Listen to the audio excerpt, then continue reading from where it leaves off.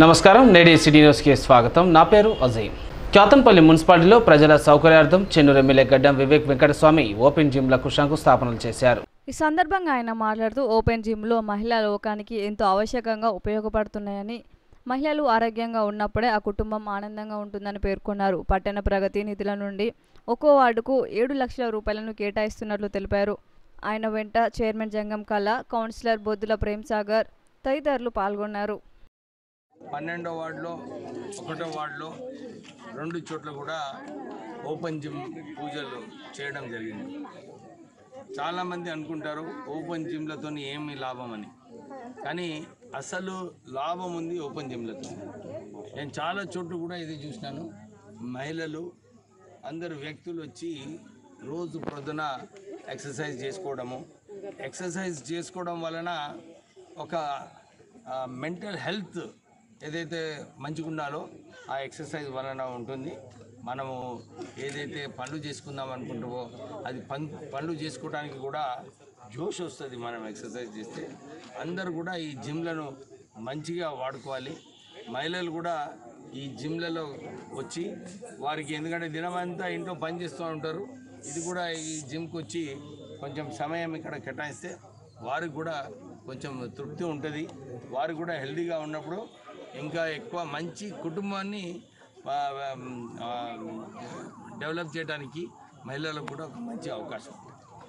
ఒత్తిడి లేని జీవితం, మితహారం, శారీరక వ్యాయామంతోనే గుండె జబ్బులు దూరమవుతాయని మంచిర్యాల పట్టణంలోని వసుధ ఆసుపత్రి వైద్యులు స్పష్టం చేశారు. మంచిర్యాల జిల్లా కేంద్రంలోని ప్రధాన ఆసుపత్రి వసుధ వైద్య బృందం ఆధ్వర్యంలో సిబ్బంది ర్యాలీ నిర్వహించి ప్రజలకు గుండె సంబంధిత వ్యాధులు నివారణపై అవగాహన కల్పించారు.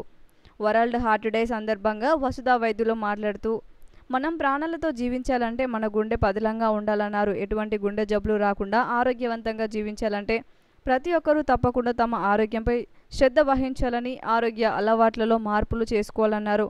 ఒత్తిడిని దూరం చేసుకుంటూ ఆహారంలో కొన్ని మార్పులు చేసుకుని ప్రతిరోజు వ్యాయామం, యోగా చేయాలన్నారు.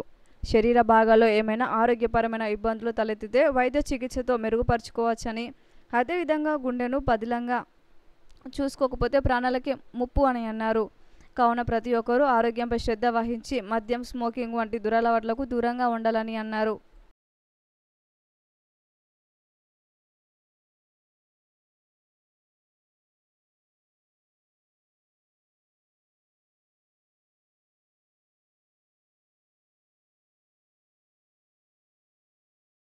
కాంగ్రెస్ ప్రభుత్వ హయాంలో అభివృద్ధి సంక్షేమ పథకాలు జోరుగా సాగుతున్నాయని లక్షడిపేట కాంగ్రెస్ నాయకులు పేర్కొన్నారు.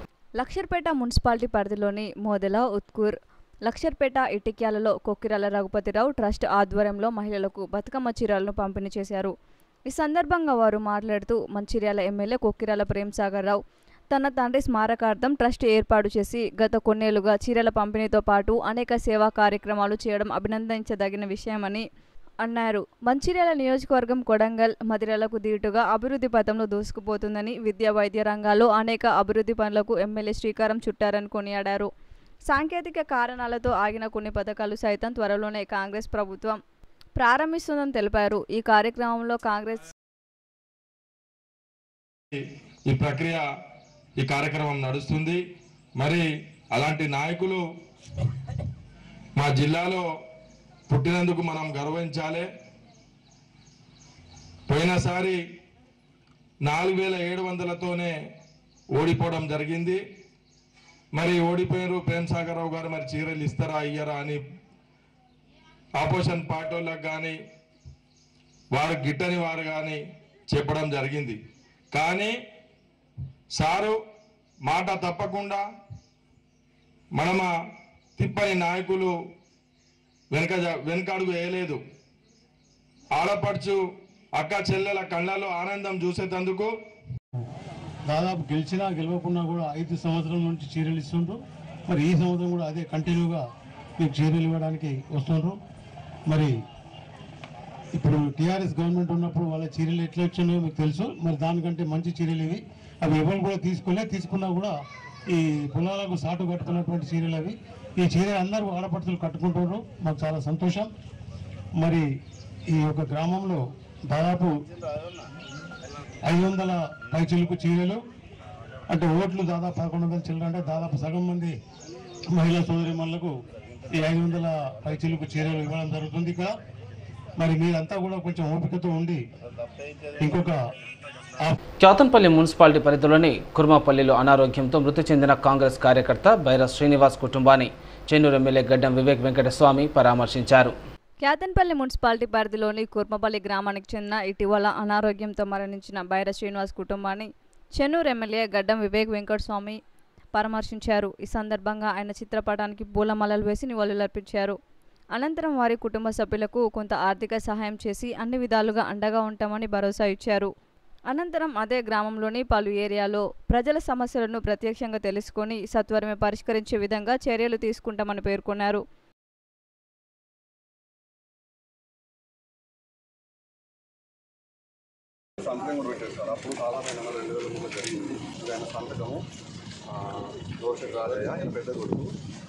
వాళ్ళ ముగ్గురు కొడుకులను ఈయన నన్ను టార్గెట్ చేసి మా డాడీ పేరు మీద, మా డాడీ భూమి మీద కాకుండా మా డాడీ పేరు మీద, మా తాత పేరు మీద, నా పేరు మీద ముగ్గురు ఎఫ్ఐఆర్ చేశారు. కావాల్సుకోండి మరి దౌర్జన్యంగా ఉన్నాం సార్.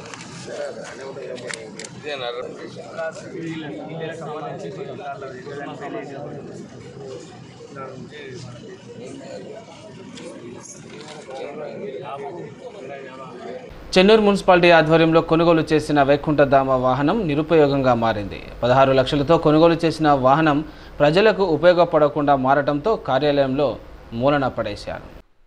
16 లక్షలు వెచ్చించి కొనుగోలు చేసిన వాహనం ప్రజలకు ఉపయోగపడకుండా మారడంతో కార్యాలయంలో మూలన పడేశారు. అధికారుల అవగాహన లోపం కారణంగా ప్రజాధనం వృధా అవుతుందని స్థానికులు విమర్శలు వెలువెత్తుతున్నాయి. మున్సిపాలిటీ పరిధిలో మరణించిన వ్యక్తుల అంతిమ సంస్కారాలను సమీప గోదావరి నదిలో నిర్వహించడం ఆనవాయితీగా వస్తుంది. గోదావరి నదిలో దహన సంస్కారాలకు నడిచి వెళ్లడం ప్రజలకు కష్టంగా మారడంతో ప్రైవేట్ వాహనాలు సమయానికి లభించకపోవడం కారణంగా ప్రజలు తీవ్ర ఇబ్బందులు పడాల్సిన పరిస్థితి నెలకొంది. ప్రజల ఇబ్బందులను దృష్టిలో ఉంచుకొని మున్సిపల్ పాలకవర్గం వైకుంఠ వాహనం కొనుగోలు చేయాలని తీర్మానం చేసింది. గోదావరి నది వరకు వెళ్లాలంటే 4-వీలర్ వాహనం అవసరం ఉండగా అధికారులు సాధారణ వాహనం కొనుగోలు చేయడంతో వాహనం ప్రజల అవసరాలకు పనికి రాకుండా పోయింది. అధికారుల అనాలోచిత చర్యలతో లక్షలాది రూపాయలు వృధా అయ్యాయని ప్రజలు ఆరోపిస్తున్నారు. చెన్నూరు మున్సిపాలిటీకి గత ప్రభుత్వం హయాంలో వైకుంఠ వాహనాన్ని మున్సిపాలిటీకి ఇవ్వడం జరిగింది. దానికి సంబంధించి దాదాపు లక్షలాది రూపాయలు వృధాగా పడి ఉన్నాయి. ఎందుకంటే వైకుంఠ వాహనం పేరుకే ఉంది కానీ దాన్ని వాడిన నాతుడు లేడు. ఇప్పటి వరకు పేదల కోసం, ఎందుకంటే ఎవరైతే చనిపోతారో వాళ్లకు దూర ప్రాంతం అంటే దాదాపు 3 కిలోమీటర్ల వరకు తీసుకుపోవాల్సిన అవసరం ఉంది కాబట్టి దానికోసం వాహనాన్ని ఏర్పాటు చేసారు.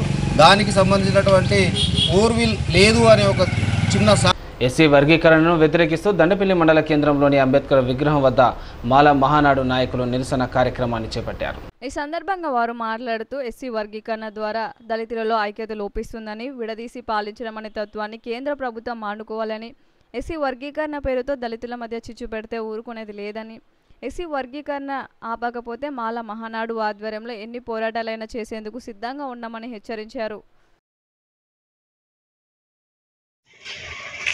భారతదేశంలో ఎస్సీ వర్గీకరణ అంశం దళితులలో చిచ్చు పెట్టే విధంగా ఉన్నది. పాతకాలంలో కానీ పాత ఏ విధంగా అయితే మన భారతదేశంలో అందరూ కుల మత వర్గ విచక్షణ లేకుండా అందరూ కలిసి ఉన్నారు. అలాంటి భారతదేశాన్ని ఈరోజు ఎస్సీ వర్గీకరణ అనేది చాలా దుమారం లేపుతుంది. ఏ రోజైతే సుప్రీంకోర్టు ఎస్సీ వర్గీకరణ తీర్పు ఇచ్చిందో అయితే ఆ తీర్పు అనేది సమంజసం కాదు. ఎందుకంటే గతంలో కొందరు కేసు ఇచ్చినప్పుడు కూడా దాన్ని తీర్పును కొట్టువేయడం జరిగింది. వర్గీకరణ వద్దు, ఎందుకంటే అంబేద్కర్ అనేది రాజ్యాంగంలో ఈ 41 ఆర్టికల్ ప్రకారం అందరూ దళితులందరూ ఐక్యతగా ఉండాలి. కాబట్టి ఈ యొక్క తీర్పున వర్గీకరణ ఇస్తే దళితులనే విభజించడం జరుగుతుంది. కాబట్టి ఈ యొక్క వర్గీకరణ అనేది చెన్నూరు పట్టణంలోని ప్రభుత్వ ఉన్నత పాఠశాల మైదానం నిర్వహణ లోపంతో అధ్వానంగా మారింది. దీంతో గ్రౌండ్కు వచ్చే క్రీడాకారులు నానా ఇబ్బందులు పడుతున్నారు. చెన్నూరు పట్టణంలోని ప్రభుత్వ ఉన్నత పాఠశాల గ్రౌండ్ దుస్థితి అధ్వానంగా మారింది. చెన్నూరుకి ఉన్న ఒకే ఈ మైదానానికి ఘన చరిత్ర ఉంది. ఈ గ్రౌండ్ని నమ్ముకొని నేటి వరకు 100 మంది నిరుద్యోగులు పోలీసు ఉద్యోగాలకు ఎంపికయ్యారు. రాష్ట్ర, జాతీయ, అంతర్జాతీయ క్రీడాకారులను తీర్చిదిద్దిన ఈ గ్రౌండ్ నేడు మనుగడ కోల్పోయే పరిస్థితులు నెలకొన్నాయి. గత కొద్ది రోజులుగా కురిసిన భారీ వర్షాలకు గ్రౌండ్ చుట్టుపక్కల నుంచి వచ్చే వరదల కారణంగా రన్నింగ్ ట్రాక్లపై ఇసుక మేటలు వేయడంతో క్రీడాకారులు చేసే సాధనకు తీవ్ర అంతరాయం ఏర్పడింది. క్రీడాకారులు తమ సమస్యలను పలుమార్లు అధికారుల దృష్టికి తీసుకువెళ్లినా లాభం లేకపోవడంతో పోలీసు ఉద్యోగాలకు దరఖాస్తు చేసుకున్న నిరుద్యోగులు, రాష్ట్ర జాతీయ ఆటల పోటీలకు కసరత్తులు చేసే క్రీడాకారులు కలిసి రన్నింగ్ ట్రాక్పై పేరుకుపోయిన ఇసుక మేటలను పక్కకు జరిపి బాగు చేసుకున్నారు. అధికారులు, పాలకులు వెంటనే స్పందించి రన్నింగ్ ట్రాక్కు మరమ్మతులు చేపట్టాలని, క్రీడాకారుల సమస్యలకు శాశ్వత పరిష్కారం చూడాలని విద్యార్థులు, నిరుద్యోగులు కోరుతున్నారు.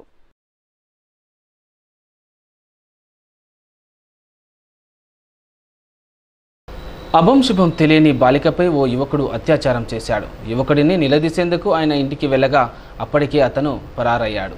దీంతో ఆగ్రహం వ్యక్తం చేసిన గ్రామస్తులు ఆయన ఇంటికి నిప్పుపెట్టారు. అంతటితో ఆగకుండా పోలీసుల ముందే కార్లను ధ్వంసం చేశారు. ఈ ఘటన సిద్దిపేట జిల్లా గురువన్నపేటలో చోటు చేసుకుంది. గ్రామంలో ఉద్రిక్తత పరిస్థితి నెలకొనడంతో పోలీసులు భారీ బందోబస్తు ఏర్పాటు చేశారు.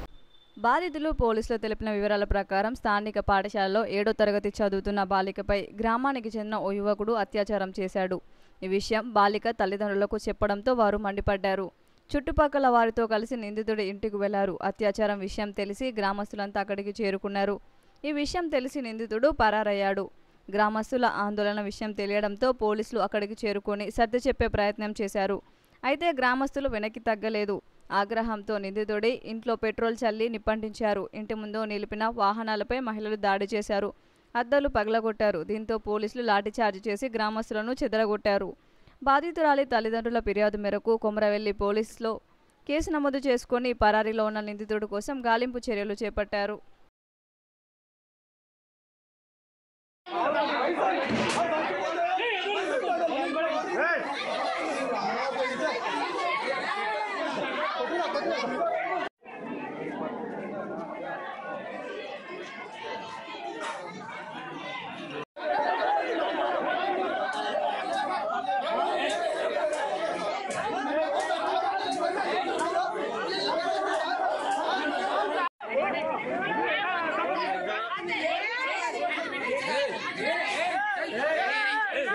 హైదరాబాద్ గచ్చిబౌలి స్టేడియంలో పింక్ పవర్ రన్ కార్యక్రమాన్ని నిర్వహించారు. ఈ కార్యక్రమానికి ముఖ్యమంత్రి రేవంత్ రెడ్డి హాజరై రన్లో గెలుపొందిన విజేతలకు బహుమతులు అందజేశారు.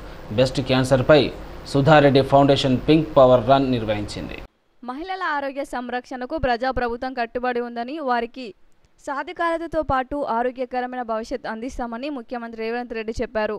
మహిళల ఆరోగ్యమే కుటుంబాలకు బలమని, సమాజ శ్రేయస్సుకు అదే పునాది అని అన్నారు. మహిళా ఆరోగ్య సంరక్షణ, సంక్షేమం కోసం మరిన్ని ఆసుపత్రులు నిర్మిస్తామని, సంబంధిత వ్యవస్థలను బలోపేతం చేశామని తెలిపారు. బ్రెస్ట్ క్యాన్సర్పై ప్రజల్లో అవగాహన పెంచేందుకు సుధారెడ్డి ఫౌండేషన్ నేతృత్వంలో గచ్చిబౌలి స్టేడియం వేదికగా జరిపిన పింక్ పవర్ రన్ కార్యక్రమంలో ముఖ్యమంత్రి పాల్గొన్నారు. విజేతలకు బహుమతులు ప్రదానం చేశారు.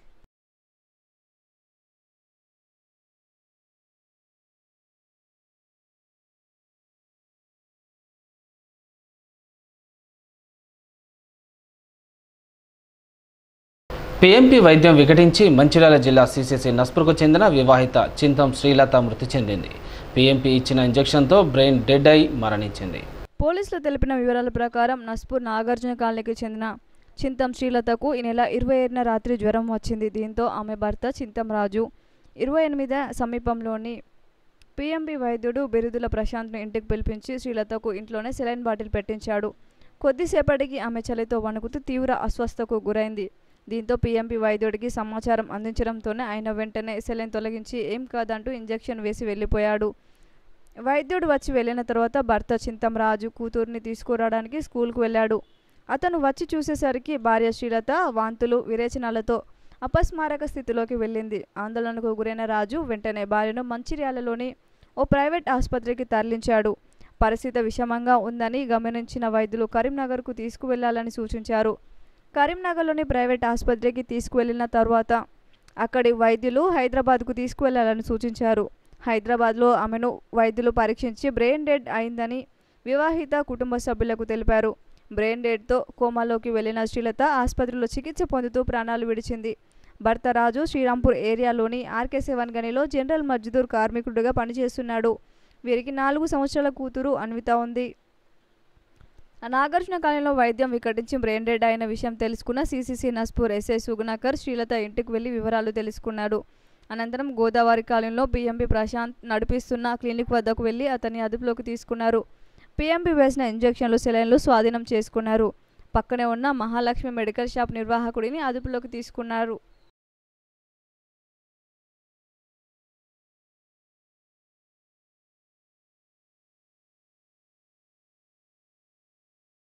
బాధితుల కన్నీళ్లు చూస్తుంటే రాతి గుండెైనా కరిగిపోతుందని సీఎం రేవంత్ రెడ్డి గుండె ఎందుకు కరగటం లేదో అర్థం కావటం లేదని మాజీ మంత్రి హరీష్ రావు అన్నారు. మూసినది బాధితుల ఇండ్లను బీఆర్ఎస్ నేతలతో కలిసి ఆయన పరామర్శించారు. బాధితులకు అండగా ఉంటామని ఆయన వారికి భరోసానిచ్చారు. బీఆర్ఎస్ నేతలు హైదరాబాద్లో బాధితుల ఇండ్లను పరిశీలించారు. ఈ సందర్భంగా హరీష్ రావు మాట్లాడుతూ ధైర్యంగా ఉండాలని, ఆత్మవిశ్వాసం కోల్పోవద్దన్నారు.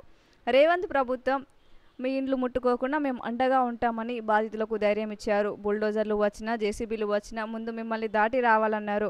హైడ్రా పుణ్యమాని ఇప్పటికీ 3 ప్రాణాలు కోల్పోయారని, ఎవరు కూడా అధైర్యపడి ప్రాణాలు తీసుకోవద్దంటూ ఇండ్లకేం కాకుండా తాము అడ్డుపడతామని హరీష్ రావు భరోసా ఇచ్చారు.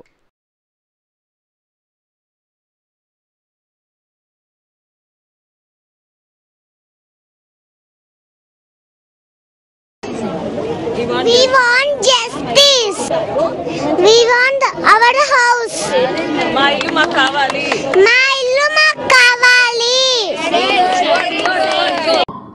ఏం పేదలను బుల్డోజర్లు పెట్టి ఇబ్బంది పెడతారా? పాపం ఆ గర్భిణీ స్త్రీ, అమ్మాయి పేరు మర్చిపోయిన, 9 నెలల నిండు గర్భిణి సరిత అనే అమ్మాయి ఇక్కడికి వచ్చి నెల రోజుల నుంచి నిద్రపోతలేనన్నా, కంటి మీద కురుకు లేదని 9 నెలల గర్భిణి మాట్లాడుతూ ఉంది. నిన్న తెలంగాణ భవన్కి వచ్చి అక్కా చెల్లెలు మాట్లాడుతుంటే నా కళ్ళల్లో నీళ్లు ఆగలే, నీళ్లు కారిపోయినాయి నాకు తెలియకుండానే. నాకు అర్థమైతలేదు ఈ రేవంత్ రెడ్డిది రాతి గుండెనా ఇంకేమన్నా గుండెనా నాకైతే అర్థమైతలేదు. మీ బాధలు వింటుంటే, మీ కన్నీళ్లు చూస్తుంటే రాతి గుండె. హైడ్రాపై కొంతమంది ప్రతిపక్షాల నేతలు సోషల్ మీడియా వేదికగా తప్పుడు ప్రచారం చేస్తున్నారని మంత్రి పొన్నం ప్రభాకర్ మండిపడ్డారు. తప్పుడు ప్రచారాలను ప్రజలు నమ్మవద్దని ఆయన కోరారు. ప్రజా శ్రేయస్సు కోసమే హైడ్రా వ్యవస్థను సీఎం రేవంత్ రెడ్డి తీసుకొచ్చారని మంత్రి చెప్పారు. గతంలో భారీ వర్షాలకు హైదరాబాద్ నగరాన్ని వరదలు ముంచెత్తే ప్రజలు నానా వ్యవస్థలు పడ్డారని ఆయన చెప్పుకొచ్చారు. సదుద్దేశంతోనే హైడ్రాను తీసుకువచ్చి కాంగ్రెస్ ప్రభుత్వం ముందుకెళ్తోందని తెలిపారు. కానీ కొంతమంది ప్రతిపక్ష నేతలు స్వప్రయోజనాల కోసం తెలంగాణ ప్రజలను రెచ్చగొట్టేందుకు సోషల్ మీడియాలో తప్పుడు ప్రచారం చేస్తున్నారని పొన్నం మండిపడ్డారు. అలాంటి మోసపూరిత ప్రచారాలు నమ్మొద్దని కోరారు. సిద్దిపేటలో ఓ పదవి విరమణ కార్యక్రమంలో పాల్గొన్న మంత్రి పొన్నం ప్రతిపక్షాలపై నిప్పులు చెరగారు. సరిగా 10,000 రూపాయలు ఇచ్చేస్తే సమస్య పరిష్కారం అయిపోతుంది అనుకున్నాం. అది కాక ఈరోజు ఒకటే ప్రశ్న, హైదరాబాద్లో 141 ట్రాఫిక్ అంటే నీటి స్టాగ్నేషన్ ఏరియాస్ ఉన్నాయి, వాటిని రెక్టిఫై చేస్తూ ఉన్నాం. అది కాక మూసికి సంబంధించి లేదా హైదరాబాద్ లేక్ సిటీ చెరువులు ఆక్రమణకు గురైన వాటిని మాత్రమే, అందులో పాఠశాలలున్నా, ఆసుపత్రులున్నా, ఇతరత్ర ప్రజా ఉపయోగమైన ఉంటే వారిని ఏ విధంగా మార్చాలి, ఏ విధంగా దాలను ఆల్టర్నేటివ్ చేయాలని తప్ప వాళ్ళని రోడ్డు మీద పడేసే విధంగా. రిపోర్టర్ ముసుగులో బెదిరింపులకు గురి చేస్తూ వసూలకు పాల్పడుతున్న విలేకరికి ప్రజలు దేహశుద్ధి చేశారు. ఈ ఘటన సంగారెడ్డి జిల్లా పఠాన్ చెరువు నియోజకవర్గం ఐలాపూర్ తాండాలో చోటు చేసుకుంది. ఇళ్ల నిర్మాణం సరిగ్గా లేవని చెప్తూ ఊర్లో ఉన్న ఇండ్ల ఫోటోలు తీస్తూ ఇంటికి 25,000 ఇవ్వాలని, లేకుంటే ఇండ్లు కూలగొట్టించే విధంగా చేస్తానని బెదిరించడంతో ఒక్కటైన స్థానికులు రిపోర్టర్ను పట్టుకుని బట్టలు ఊడదీసి కట్టేసి దేహశుద్ధి చేశారు. ఇలాంటి పనుల వల్ల విలేకరులు ఆవేదన చెందుతున్నారు.